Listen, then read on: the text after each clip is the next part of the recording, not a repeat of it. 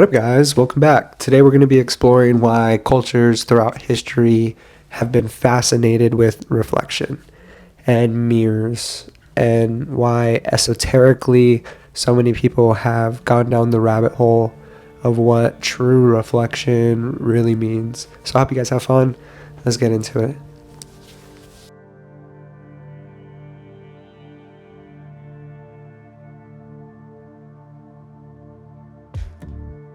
So before we get into culturally what different faiths have said about reflection and mirrors, I want to talk about basic definition off the top of everyone's head. So when I first say reflection, you're probably thinking like, oh, cool, like think about what you've done. And yeah, that's a big part of it. I think that's a really straightforward definition. But when looking and trying to figure out what something really means, I feel it's also important to look at the opposite of the definitions, antonyms for the word, essentially. And when looking into the opposite of a reflection, it's really interesting. There's a bunch of different things based on kind of how you're defining it. A few stand out, one being absorption.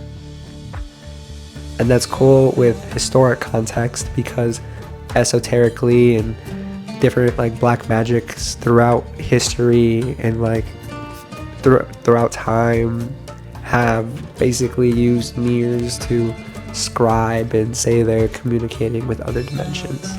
So they're absorbing an entity through their reflection, which in a way is a funny little opposite and contradiction, which is kind of the key when you're starting to explore things spiritually. And then when you look at the opposite of the common definition of reflection, like, oh, thinking about what I've done, it's impulsiveness, which makes sense about all the people trying to secure some sort of absorption through reflection. Your impulse when looking at a mirror a lot of the times is not liking what you see and wishing something else was there. And that is more dangerous than I could explain.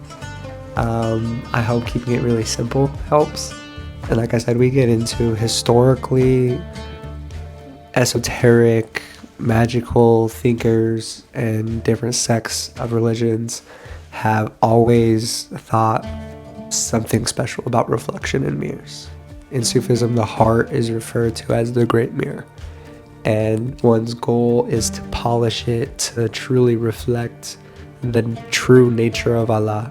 And being any sort of way opposed to the true nature of Allah creates cloudiness in one's heart. In Hermeticism, they have the spectrum, or the ability to see through hidden truth. In cults of Hermeticism, that's where you find Black Mirror references, where people have tried to scry and see through other dimensions through black mirrors made of obsidian and or just regular mirrors as well. In Kabbalah, the Sephirot is literally said to be mirrored entities and energies that reflect downworld. Buddhist mysticism was a lot like Islamic mysticism, but instead of the heart, it was the mind. And the mind is a great mirror, and your thoughts of attachment and ego are what cloud that mirror to true reflection. In a lot of Hindi references, there's references to water and reflection of deities and understanding oneself or seeing universal oneness through a reflection. And partly Gnostic and Hermetic as well is the belief system of as above, so below, or so above, so below. So I think it's important to elaborate on as above, so below. As above, so below can be simplified with a lot of photos. You can see a universal pattern in a lot of things, trees to veins, universe and galaxies to inside of eyeballs and cells. Like, it goes on and on and on, from the universe and Fibonacci sequence, just patterns of beauty in a sense. The next commonplace people take it is as within, so without, because it's very similar, right? Trees, veins, but a lot of people say this is also the psychological connection. This is where the secret comes from. right? People's belief systems and thought patterns pervade how they perceive the world. So as within your mind, so without your perception. That's really it, put simply. And as within, as without is really cool, because this is where you get into Jungian psychology and synchronicity, and why once you've thought or have locked on to something in your mind, you start seeing it all over the place. Because as your consciousness is affirming something, you begin to associate things in your outer world to what you believe you know. The one thing that most people don't hit on is as present as absent.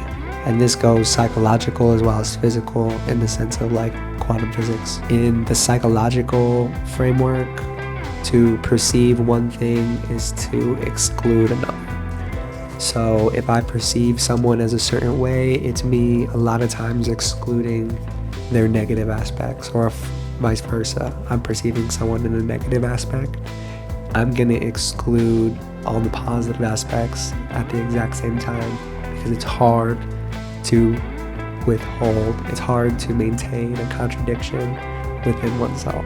And that takes us to the trauma aspect. Anyone that knows someone with trauma or has trauma knows that even though a situation, the actual implication of danger or whatever kind of trauma you have isn't present, you can still feel it. If you're triggered in some kind of way, that trauma is still present as much as it is absent. It's not here currently with us, but you still feel it. And this can get trippy spiritually when people start talking about other dimensions and perception, right? When we have to perceive this 3D realm, it neglects and has to exclude the perception of other realm. And it's cool, right? Quantum physically, spiritually, of when we have to perceive this one thing, like the observer principle in quantum physics, we have to exclude something else. So this spiritual realm and things that people say it doesn't exist, it's because, yeah, we've made the decision to be present here, and this present as it is, forces an absence. So the challenge is to be yourself, Amir. And next time you happen to walk by Amir, see if you can glimpse God a little bit. It's not you, you're not him, but in that reflection and in that contradiction, it's there. But peace out, guys. I'll see you guys next time.